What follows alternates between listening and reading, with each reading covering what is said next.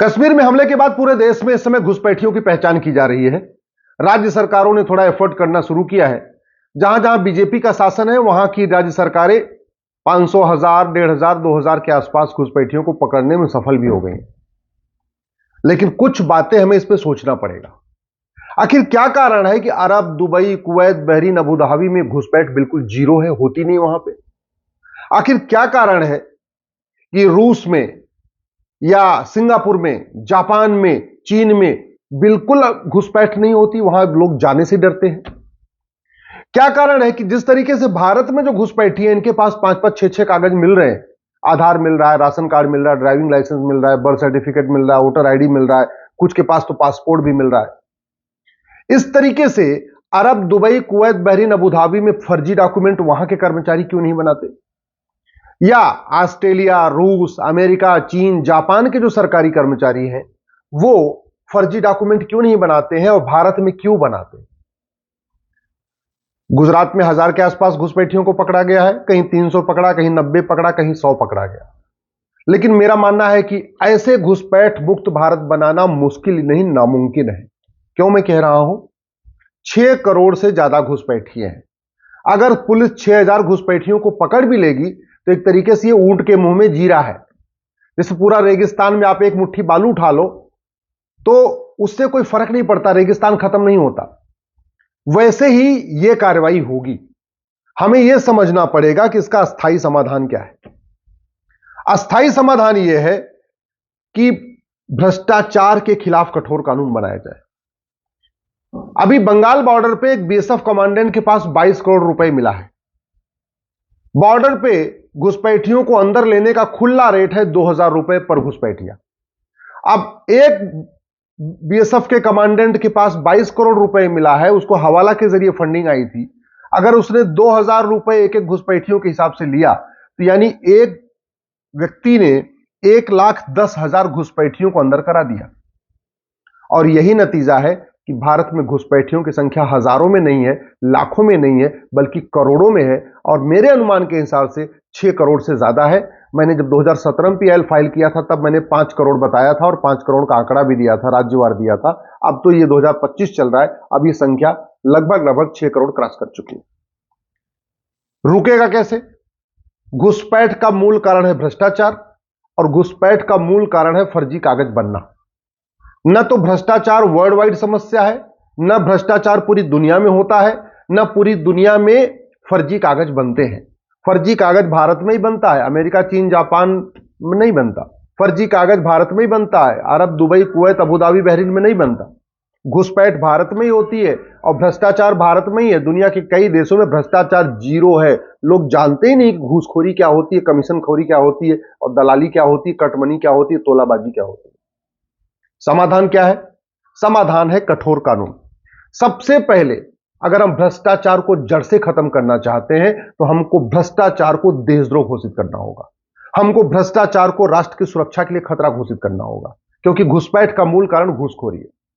अगर घुसपैठ रोकना है तो भ्रष्टाचार को हमको एक तरीके से सबसे जघन्य अपराध घोषित करना होगा। मैं जघन्य क्यों कह रहा हूं? हमारे देश में बलात्कार जघन्य अपराध है और होना भी चाहिए, लेकिन बलात्कार कई बार अनप्लान्ड भी हो जाता है, प्लानिंग नहीं होती है। कहीं जा रहे थे, एकांत में किसी बहन बेटी को देख लिया, दिमाग खराब हो गया, बलात्कार कर दिया। बलात्कार हमेशा प्लान्ड वे में नहीं होता है। नशा कर लिया, नशे के आगोश में किसी बहन बेटी को देख लिया, बलात्कार कर दिया। लेकिन भ्रष्टाचार कभी नशे के आगोश में नहीं होता, अनप्लान्ड नहीं होता। भ्रष्टाचार हमेशा होशो हवास में होता है। भ्रष्टाचार करते समय तो पूरी तैयारी की जाती है कि पकड़ में ना आए, कैसे करें, एकदम। इसलिए मैं कहता हूं भारत में अगर सबसे जघन्य अपराध कोई चीज है तो भ्रष्टाचार, इसको घोषित कर देना चाहिए। दूसरा क्या तरीका है? 100 रुपए से बड़े नोट की जरूरत नहीं है। मैं कह रहा हूं 100 रुपए से बड़ी नोट बंद कर दिया जाए, 25% भ्रष्टाचार खत्म हो जाएगा। 5000 रुपए से ऊपर कैश लेन देन की जरूरत नहीं। अगर 5000 रुपए से ऊपर कैश लेन देन बंद कर दिया जाए, 25% भ्रष्टाचार खत्म किया हो जाएगा। हमारे पास आधार है। आधार जब बना था तो इसको यूनिक आइडेंटिटी कहा गया था और यूएडीआई अभी भी कहते हैं, ये यूनिक आइडेंटिटी ही माना गया था।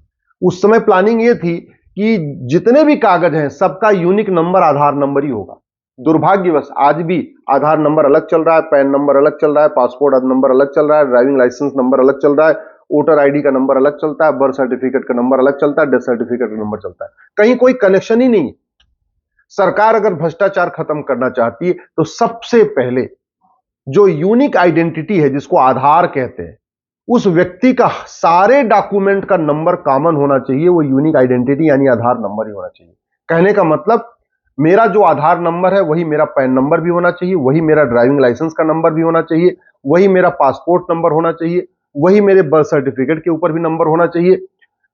बच्चे जब पढ़ रहे हैं तो 10वीं 12वीं में जो उनका रोल नंबर है वो भी वही आधार नंबर होना चाहिए। वो बीए बीएससी बीकॉम करे तो भी उनका रोल नंबर या रजिस्ट्रेशन नंबर वही उनका आधार नंबर होना चाहिए। हर सर्टिफिकेट के ऊपर यूनिक आइडेंटिटी लिखना चाहिए। बहुत हद तक इससे भ्रष्टाचार खत्म हो जाएगा।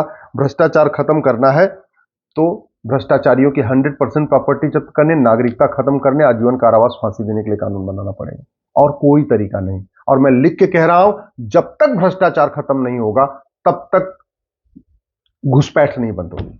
अब दूसरी बात आती है, घुसपैठ कैसे रुके।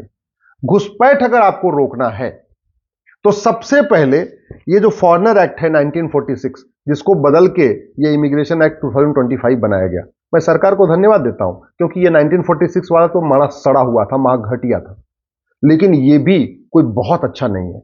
ये जो इमिग्रेशन एक्ट बना है, इसको बनाते समय हमारे बाबुओं ने ये नहीं देखा कि घुसपैठ पे चीन में क्या सजा है, सिंगापुर में क्या सजा है, जापान में क्या सजा है। एसी के कमरे में बैठे बैठे उन्होंने ये जो फॉरेनर एक्ट था 1946 को, उसको ये इमिग्रेशन एक्ट 2025 बना दिया, और बस अपने आप जितना ठीक लगा उतना उन्होंने सजा का प्रावधान कर दिया। ये कानून का ड्राफ्ट बनाने वाले बाबू जो वहां बैठे हुए हैं लॉ मिनिस्ट्री और होम मिनिस्ट्री में, इनको अपना घर बनाना होता है तो कम से कम 10 आर्किटेक्ट से बात करते हैं। इनको अपना घर बनाना होता है तो कम से कम 10 घर जाके देखते हैं, और एक घर की नकल नहीं करते। किसी घर की ड्राइंग रूम की नकल करेंगे, किसी घर की बेडरूम की नकल करेंगे, किसी के घर के किचन की नकल करेंगे, और कोशिश करते हैं कि मेरा घर जो बने वो सबसे बेहतरीन घर बने। लेकिन जब इनको कानून बनाना होता है तो एसी के कमरे में बैठे बैठे ड्राफ्ट बना देते। ये नहीं देखते कि जो कानून मैं बना रहा हूं इस पर सिंगापुर में कितनी सजा है, जापान में कितनी सजा है, अमेरिका में कितनी सजा है, ऑस्ट्रेलिया में कितनी सजा है, या Arab, Dubai, Kuwait, Bahrain, Abu Dhabi में कितनी सजा। ये देखते ही नहीं। यही पड़ोसी देश हमारा चीन है, कभी देखते नहीं कि जो जितनी से हम जो कानून बना रहे हैं वो वहां पे चीन में क्या प्रावधान है। अगर घुसपैठ रोकनी है तो सबसे पहले बाउंड्री जो बनेगी वो बनती रहे, उसमें तो टाइम लगेगा। हालांकि बाउंड्री बनाना इतना असंभव काम नहीं है। अगर एक साल के लिए एयरपोर्ट, हाईवे, एक्सप्रेसवे सारा काम छोड़ दिया जाए ना, साल भर के अंदर बढ़िया 30-40 फीट की ऊंची बाउंड्री पूरे भारत के चारों तरफ बन जाएगी। एक साल के लिए ये जितना हम विकास का काम कर रहे हैं, सड़क बना रहे हैं, हाईवे बना रहे हैं, एयरपोर्ट बना रहे हैं, बुलेट ट्रेन बना रहे हैं, जो काम कर रहे हैं, मैं कह रहा हूं सब सारे काम एक साल के लिए छोड़िए, पहले देश को सुरक्षित बनाइए। 30 से 40 फीट ऊंची बाउंड्री बनाइए पूरे देश में, एक साल के अंदर बन जाएगी। इतने हमारे पास मिस्त्री, इतने हमारे पास लेबर है, इतने हमारे पास आर्किटेक्ट है, इतने हमारे पास इंजीनियर है। लेकिन जब तक वो नहीं हो पा रहा है, तत्काल सरकार को ऑर्डिनेंस लाके ये सुनिश्चित करना चाहिए कि घुसपैठ करना और घुसपैठ कराना ये एक जघन्य अपराध है। जो पकड़ा जाएगा उसको 10 से 20 साल सजा मिलेगी। ये जो नया कानून बना है इसमें ये प्रावधान नहीं है। मैं कह रहा हूं इस कानून को फिर से बदलना चाहिए। घुसपैठ करना और घुसपैठियों की मदद करना दोनों को जघन्य अपराध घोषित करना चाहिए। मिनिमम 10 साल की सजा, मैक्सिमम 20 साल सजा। और केवल कानून बनाने से बात नहीं बनेगी, फिर इसका प्रचार प्रसार करना चाहिए। बॉर्डर पे, असम का बॉर्डर, बंगाल का बॉर्डर, जो भी भारत का बॉर्डर है, हर 1-1 किलोमीटर पे बड़ी बड़ी होर्डिंग लगा देना चाहिए। घुसपैठ करना, घुसपैठ कराना जघन्य अपराध है, पकड़े जाने पे 10 से 20 साल सजा होगी। सारे रेडियो में ऐड दीजिए, जितने एफएम चैनल हैं उस पर ऐड दीजिए। भारत में घुसपैठ करना, अवैध रूप से रहना, घुसपैठियों की मदद करना जघन्य अपराध है, पकड़े जाने पे 10 से 20 साल सजा मिलेगी। भारत में जितने भी मदरसे बने हैं, मदरसों के सामने बड़े बड़े होर्डिंग पे लिख दिया जाए कि भारत में अवैध रूप से रहना, घुसपैठ करना, घुसपैठियों की मदद करना जघन्य अपराध है, पकड़े जाने पे 10 से 20 साल सजा मिलेगी। जितने भी आपकी मस्जिदें हैं, सभी मस्जिदों के सामने बड़े बड़े होर्डिंग, 10 बाई 10 की बड़ी बड़ी होर्डिंग लगा दिया जाए, घुसपैठ करना, घुसपैठियों की मदद करना जघन्य अपराध है, पकड़े जाने पे 10 से 20 साल सजा होगी। पर डे 5 बार अजान होती है, अजान में इसको बोला जाए, हर अजान के पहले पहले यह सूचना दी जाए कि भारत में अवैध रूप से रहना, घुसपैठ करना, घुसपैठियों की मदद करना जघन्य अपराध है, पकड़े जाने पे 10 से 20 साल सजा मिलेगी। सभी रेलवे स्टेशन से अनाउंसमेंट शुरू करा जाए, सभी बस स्टैंड पे अनाउंसमेंट शुरू करा जाए, सभी स्कूलों में अनाउंसमेंट शुरू करा जाए, सभी फ्लाइट्स में अनाउंसमेंट शुरू करा जाए। मैं गारंटी के साथ कहता हूं, पुलिस को कोई प्रयास नहीं करना पड़ेगा, इतना खौफ पैदा हो जाएगा, घुसपैठी अपने आप भागना शुरू करेंगे। केवल कानून बना दिया जाए कि भैया 3 महीने का टाइम है, 3 महीने में जितने घुसपैठियों के मददगार हैं वो घुसपैठियों को ढूंढ ढूंढ के उनको बाहर कर दे, नहीं तो बाद में घुसपैठियों का narco polygraph brain mapping test करेंगे और जो मददगार हैं उनको पहले हम सजा देंगे, घुसपैठियों को तो बाद में देंगे। देखिए खौफ पैदा हो जाएगा, ये करना पड़ेगा अगर हम चाहते हैं। और एनआरसी की जरूरत ही नहीं पड़ेगी। अब वैसे एनआरसी करेंगे तो भूल जाइए एनआरसी सफल हो पाएगी। एक राज्य में एनआरसी सफल नहीं हो पाई, पूरे देश में कहां सफल हो जाएगी? फेल हो जाएगी एनआरसी, क्योंकि एनआरसी जो असम की फेल हुई थी वो भी भ्रष्टाचार के कारण फेल हुई थी। हमने भ्रष्टाचार खिलाफ कठोर कानून नहीं बनाया था। तीसरा, जो कागज बना रहे हैं उसको फर्जी कागज बनाना भी जघन्य अपराध घोषित करना पड़ेगा। फर्जी कागज बनाने वालों को 10 से 20 साल की सजा का प्रावधान करना पड़ेगा। अभी हमारे देश में फर्जी कागज बनवाना तो अपराध है, बनाना अपराध नहीं है। हो क्या रहा है, ये इतनी घुसपैठी पकड़े गए, आपने देखा होगा। अभी इनका narco polygraph brain mapping test करके पूछ लेती है, बता देंगे कि इनका आधार किसने बनाया, इनका राशन कार्ड किसने बनाया, ड्राइविंग लाइसेंस किसने बनाया, बर्थ सर्टिफिकेट किसने बनवाया, वोटर आईडी किसने, सब बता देंगे। लेकिन हम पकड़ रहे हैं घुसपैठियों को, उनका narco polygraph brain mapping test कर ही नहीं रहे, क्योंकि हमारे पास ऐसा कानून नहीं। दुनिया में भारत ही है जहां सबसे ज्यादा फर्जी डॉक्यूमेंट बनते हैं। जानते हैं क्यों? क्योंकि यहां चीटिंग, फ्रॉड, फोर्जरी अपराध ही नहीं है। सबसे ज्यादा झूठी गवाही भारत में होती है, सबसे ज्यादा झूठी शिकायतें भारत में होती हैं, सबसे ज्यादा झूठे हलफनामा भारत में दाखिल होते हैं। क्यों? क्योंकि झूठी शिकायत करना, झूठी गवाही देना, झूठा एफिडेविट फाइल करना कोई सीरियस क्राइम नहीं है। तो भारत को अगर सुरक्षित बनाना है तो केवल और केवल पाकिस्तान को मुंह तोड़ जवाब देने से, पाकिस्तान का पानी रोक देने से, या क्या बोलते हैं, वहां कश्मीर में केवल आतंकवादियों को मारने से भारत सुरक्षित नहीं होगा। भारत में जितने हमको खतरा बाहर से है ना, भारत के लोग, हम लोगों को खतरा भारत से, उससे ज्यादा खतरा भारत के अंदर से बैठे लोगों से। तो समाधान यही है, जहां जो डॉक्यूमेंट बनता है वहां एक नोटिस बोर्ड लगाया जाए। जैसे जहां आधार बनता है कॉमन सर्विस सेंटर पे, वो एक वहां बड़ा बड़ा 5x5 का बोर्ड होना चाहिए। फर्जी आधार बनाना, फर्जी आधार बनवाना गंभीर अपराध है, पकड़े जाने पे 10 से 20 साल सजा होगी। आरटीओ ऑफिस जहां ड्राइविंग लाइसेंस बनता है वहां बड़ा बड़ा बोर्ड लगा हो, फर्जी ड्राइविंग लाइसेंस बनाना, फर्जी ड्राइविंग लाइसेंस बनवाना गंभीर अपराध है, पकड़े जाने पे 10 से 20 साल सजा होगी।